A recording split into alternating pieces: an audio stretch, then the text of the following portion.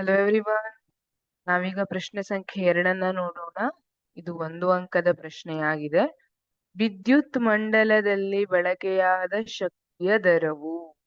ವಿದ್ಯುತ್ ಮಂಡಲದಲ್ಲಿ ಬಳಕೆಯಾದ ಶಕ್ತಿಯ ದರವನ್ನ ಏನಂತ ಕರೀತಾರೆ? ಆಪ್ಷನ್ ಎ ವಿದ್ಯುತ್ ಪ್ರವಾಹ, ಆಪ್ಷನ್ ಬಿ ವಿದ್ಯುತ್ ವಿಭವಾಂತರ, ಆಪ್ಷನ್ ಸಿ ವಿದ್ಯುತ್ ರೋಧ, ಆಪ್ಷನ್ ಡಿ ವಿದ್ಯುತ್ ಸಾಮರ್ಥ್ಯ. ಇಲ್ಲಿ ಆಪ್ಷನ್ ಎ ವಿದ್ಯುತ್ ಪ್ರವಾಹ. ಹಾಗಿದ್ರೆ ವಿದ್ಯುತ್ ಪ್ರವಾಹ ಅಂದ್ರೇನು? ಒಂದು ವಾಹಕದಲ್ಲಿ ವಿದ್ಯುತ್ ಆವೇಶಗಳು ಒಂದು ಸಮಯದಲ್ಲಿ ಎಷ್ಟು ಹರಿತಾ ಇದೆ ಅನ್ನೋದನ್ನ ಅಳತೆ ಮಾಡುವಂತದ್ದನ್ನ ವಿದ್ಯುತ್ ಪ್ರವಾಹ ಅಂತ ಹೇಳ್ತೀವಿ. ಹಾಗಿದ್ರೆ ಇದು ತಪ್ಪಾದ ಉತ್ತರ. ಆಪ್ಷನ್ ಬಿ ವಿದ್ಯುತ್ ವಿಭವಾಂತರ.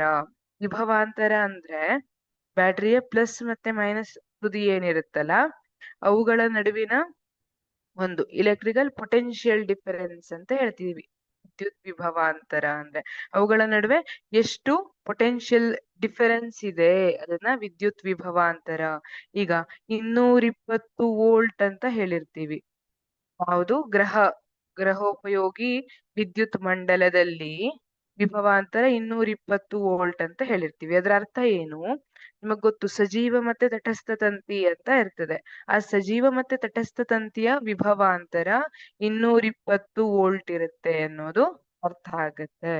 ಹಾಗಾಗಿ ಇದು ಕೂಡ ತಪ್ಪಾದ ಉತ್ತರ. ಆಪ್ಷನ್ ಸಿ ವಿದ್ಯುತ್ ರೋಧ. ವಿದ್ಯುತ್ ರೋಧ ಅಂದ್ರೆ ಏನು? ಈಗ ವಿದ್ಯುತ್ ಪ್ರವಾಹ ಆಗ್ತಾ ಇರುವಾಗ ವಾಹಕ ಅದಕ್ಕೆ ಒಂದಿಷ್ಟು ತಡೆಯನ್ನ ಒಡ್ತದೆ ಅಲ್ವಾ? ವಿದ್ಯುತ್ ಪ್ರವಾಹಕ್ಕೆ ಒಡ್ಡುವಂತಹ ತಡೆ ಅಥವಾ ವಿರೋಧವನ್ನ ಏನಂತ ಹೇಳ್ತೀವಿ?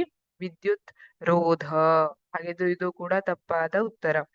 ಆಪ್ಷನ್ ಡಿ ವಿದ್ಯುತ್ ಸಾಮರ್ಥ್ಯ. ಇದು ವಿದ್ಯುತ್ ಮಂಡಲದಲ್ಲಿ ಬಳಕೆಯಾದ ಶಕ್ತಿಯ ದರವನ್ನ ಸೂಚಿಸುತ್ತೆ.